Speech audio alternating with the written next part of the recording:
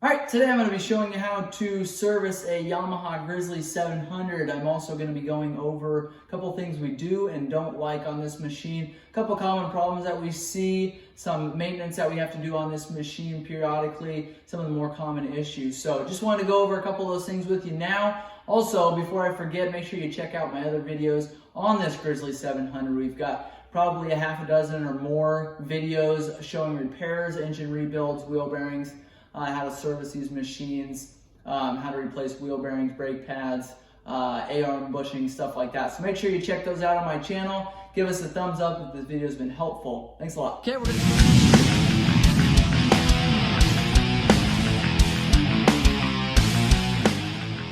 start with the right hand side here. On this side we've got your foot brake pedal here. We also have your belt cover. Easiest place to get to your spark plug is through this hole here. You can take this entire panel off here. I don't think it's necessary to get to that spark plug if that's all you're doing, if you're going to service your four-wheeler.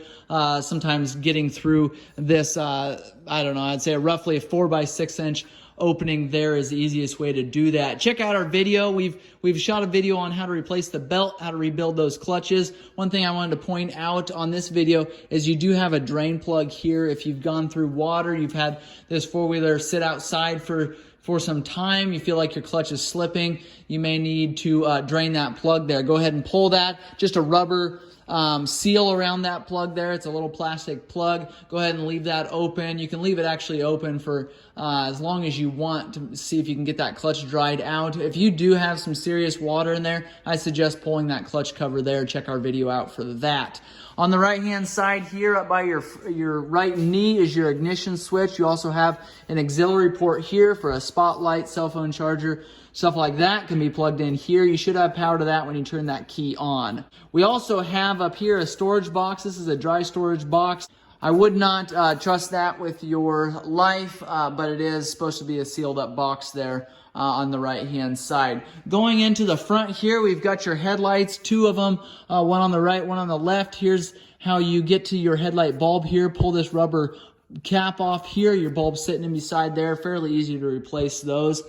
This is the power steering four-wheeler here. You can see your steering stem here. Your power steering control is actually up higher under and behind this panel here. So you're not gonna be able to see it. A lot of the four-wheelers will have their power steering motor down here at the bottom of their steering stem. This is actually, theirs is up farther towards the handlebars there. You've got your front differential here. I'll show you when we get around to that other side how to change that oil on this side here. Both sides you've got tie rods. You've got your tie rod ends here, one on either side. You've got your lock nuts here. If you need to adjust how your four-wheeler is driving down the road, or if you let off the handlebars and your four-wheeler's taking a sharp turn to the right, or maybe you've been hit, I would suggest checking these tie rods out, make sure they're adjusted properly. You loosen those lock nuts like I said, grab a 10mm wrench, put it on your tie rod right here, and you can adjust your steering that way. You've got your front shocks here. This is called an independent suspension four-wheeler, so you've got a shock for every wheel there, and these are adjustable as well. I believe there's 5 different settings, possibly 6 different settings, depending on what you're using this four-wheeler for, or if you've got a lot of weight sitting on the front or on the back of this four-wheeler, you can adjust those shocks accordingly. We've done a video on those. CV shaft here, you've got a right and a left. This is going to be the right hand side here. You can replace these joints individually. You can also replace the boots. I'd suggest you check those boots often, because if you've got a small rip in those, it'll cost you $15 to $25 to replace a boot, as opposed to replacing the entire axle shaft for $150. I realize they make cheaper axle shafts than that. Check our video out on comparing unbranded axle shafts with genuine quality axle shaft. Make sure and check those out before you go and you spend $29 on a brand new axle shaft. The other thing, you've got your upper A-arm here, your lower A-arm here. This is an A-arm guard here. They actually protect not just the A-arm, but it also protects the CV shaft boots there. It doesn't do a very good job, because a lot of times you'll see where sticks will come up through different spots on here, will still puncture those boots, but they did a decent job of making an A-arm guard that covers a lot of the bottom of this A-arm, protecting those boots from anything coming up from the bottom there. You've got dual hydraulic front brakes there. You've got a caliper on either side. You've got your right-hand side here, your left-hand side over here. Obviously, brakes on either side, wheel bearings, and we replace those. We've done different videos on the front end of this machine as well as brake pads. On the front there, I showed you how you get to your bulb for your headlights here, but they're here. You want to make sure that those are cleaned out. You don't have water sitting in there, or it's going to cause some electrical issues and some discoloration inside those lights there. You've got your radiator up here. You've got a bumper here that's got some plastic trim as well. So if you break some of this plastic trim, that can be replaced individually. Your steel bumper, though, on the other hand, is all one piece, goes up to your rack carrier up here, but it does protect your radiator, which is in behind this plastic cowling here. You want to make sure your radiator is cleaned out from any dirt and debris or any kind of brush that could get stuck in there. Make sure you clean that out. Make sure your fan's working properly as well. I've done separate videos on the cooling process on this four-wheeler. Behind here, you've got a water reservoir here, a coolant reservoir, and you can see there's a high and a low, or a full and a low mark on there. You want to make sure you've got good coolant in there. On the left-hand side here, it's going to look as far as your A-arms, your tie rod, your CV shaft, your A-arms, and your shock. That's all going to look the same on this side as well. So I'm not going to go over every detail on this side like I did the other side there. You've got your four-wheel drive actuator here, or this is your differential lock actuator here. It actually locks all four wheels in, and I'll show you those buttons up when we get to the handlebars. But you've got a four-wheel drive, and then you have a differential lock, and there is a major difference between those. We've got your exhaust header here. Obviously, got two exhaust headers coming out of here. This is one unit. You order this from Yamaha as one header, although it does have two pipes coming out of there. You've got a coolant line running down here. This actually runs from your radiator up here all the way back down to your motor there, your water pump on the left-hand side of your four-wheeler there. You've got your radiator fan in behind here. Like I said, you want to make sure that spins freely. Make sure that's kicking on when you're riding that four-wheeler so your four-wheeler doesn't overheat there. Your front differential here, I told you I'd show you how to change that oil. You've got a fill plug on the right-hand side here of your differential. That's going to be a 19mm fill plug there. And then underneath, there's a hole in your skid plate there with an Allen bolt that you've got to remove to drain that front differential oil. Comment below if you want what I use for our differentials, front and the rear, and then also you can comment below on engine oil as well. I'll show you what we recommend. But you will want to drain it from the bottom there, pull this cap so that oil flows a little more free there. And then your fill plug there acts as your level, or your, say your dipstick, but it's not obviously a dipstick. So as soon as you put that bottom plug back in, you start filling this up with oil there. And once that oil gets to the bottom of this fill plug here, that is when your differential is full, has enough fluid in there, and that's exactly what you want, is that oil starting to come out that fill plug there, and then you've put enough oil in there. Going now to our left-hand side here, we've got your engine oil dipstick here. This is also is your fill plug here. You want to make sure you check this periodically. Typically, you'd have a black cover that goes on here, and that protects this. It covers this up. You can also pretty easily remove this panel here if you need to adjust your shift knob that's on your left-hand side. A lot of times those won't go into gear properly, and you do have to adjust that rod. Check out our video on that, but you want to make sure that that's adjusted properly so you're going into gear like you should. Left-hand side here, you've got your exhaust canister, your muffler here, and this can be repacked. You've got 3 8mm bolts on the back here if you need to replace your end cap here, your tailpipe there. That can be replaced separately. Your oil filter, I forgot to mention that, is on the front of your motor here. So right above your left foot, your left toe on the motor is your oil filter. I like to remove that skid plate before I change that oil because it is messy and it will get all over that skid plate and will drop for a very, very long time. Oil on your floor if you don't get that oil removed off of that skid plate. Drain plug for this four-wheeler on your skid plate here. If you haven't removed that yet, you've got the largest round hole in your skid plate there is actually going to be where you drain your oil. That's a 17 millimeter drain plug, and you want to make sure you've got a good size oil pan underneath of there if you have not removed the skid plate, because a lot of times when you pull that drain plug, it's going to have oil that splashes onto your skid plate. If you don't have a big drain pan, that oil is going to drip out from several of these different holes on this skid plate. You're going to cause quite a mess there. Going back to the rear of the four-wheeler, you've got CV shafts back here. Check those boots. Make sure you inspect those and replace those if you need to. You've got your rear differential. Here's your fill plug here. You've got a check bolt on the right-hand side of this differential that I'll get to. And then you've got an Allen underneath this differential as well. And you've got a hole in your skid plate to get to that Allen.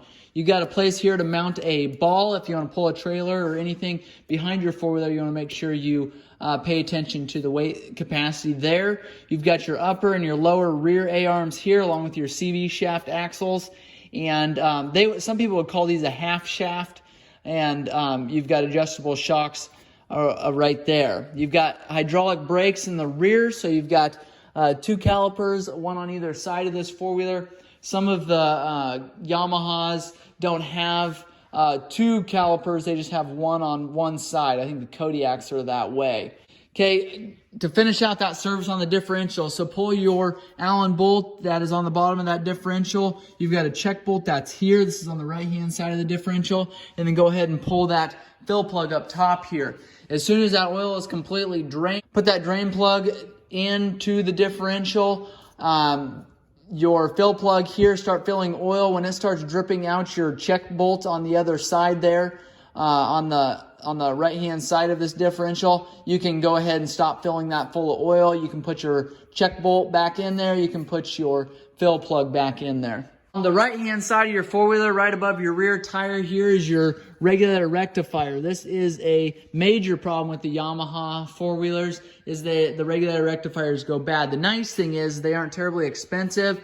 There is 1 or 2 good aftermarket brands. Again, check our video out on the unbranded regulator rectifiers versus the genuine regulator rectifiers. There is a major difference in those. And I'll tell you right now, the aftermarket unbranded regulator rectifiers are complete garbage. I've seen more burnt up batteries, more fried stators, more fried CDI boxes, more fried components on the Yamaha ATV because people put these $11 regulator rectifiers on their four-wheeler. I would not suggest doing that. Go with a name brand. Rix makes a good one. Moose makes a good one. And then obviously the genuine Yamaha and a couple other companies that do, but do not put a inexpensive, unbranded, cheap knock-off regulator rectifier on your four-wheeler. You're going to have some serious major issues, all because you wanted to save $50 on a regulator rectifier. It's not something to mess with when you've got that much voltage being produced by your stator going to the battery and other components on your four-wheeler. You don't want to risk it. So going up to the top of your Yamaha Grizzly 700 here, to remove your seat, you've got a latch in the back. Go ahead and lift that plastic latch up. That's going to allow you to pop that seat right off. You've got your fuel tank underneath of this rear fender here. You've got a storage box here. This is a fuel pump for your fuel tank here. This is a storage box and a storage area here. This box can be, the lid can be popped off just like that there. You've got your fuel tank fill cap here.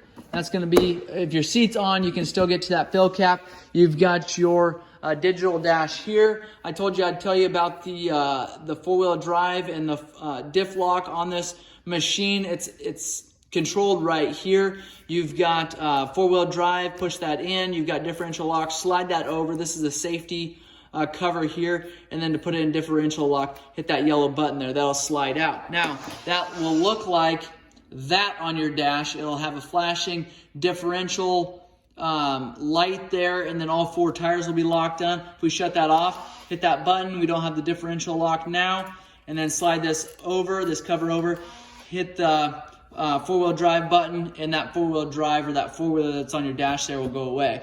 You've got your fuel gauge here, your hour meter, and your odometer here. You can see there we've got 9,697 miles on this machine. You can change your mode there by hitting this select button. Obviously your clock and your reset there as well. To fill your radiator up, I want to show you that while we're here. You've got this cover here It's a black cover panel. You've got to remove this rack, and then you got to remove this black cover here. You can fill your radiator that way. Hydraulic front brakes and hydraulic rear brakes on this four-wheeler here. Make sure you check your hydraulic brake fluid on both of these. There's a sight window here to make sure that you've got fluid in there. It says right here what you're supposed to use for your brake fluid up top here. You've got a governor on this four-wheeler. If you want to slow people down when they're riding this four-wheeler, you can take and actually screw this screw in, loosen that lock nut there, screw that in.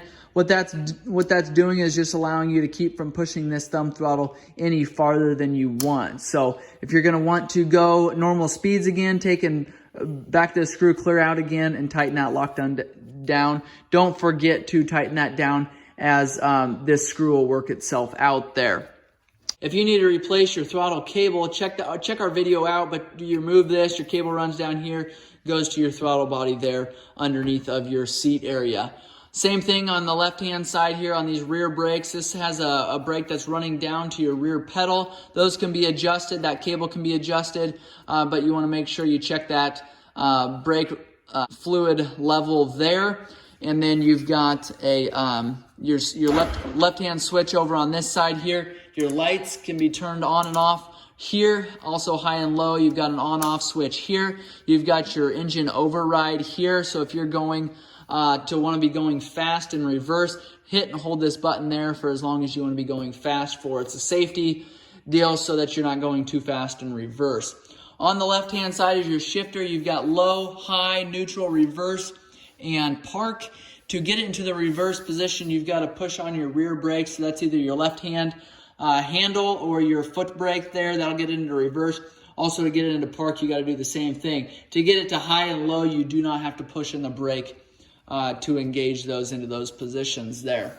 Underneath of this cover here in the center, this center panel here, remove these two clips that are on either side here, and then there's two clips that are up top here underneath of your dash. Remove those. Underneath there is your air filter. Make sure and check and replace that periodically. If you have questions or comments on this Yamaha Grizzly, make sure you leave those in the comment section below. If this video has been helpful, make sure you like and subscribe. We appreciate you leaving a good comment. If you shared this video, if you found it helpful, we appreciate the feedback. If you want us to do other videos on this machine, obviously make sure and make that known to us so that we can get those done. We appreciate all you guys watching.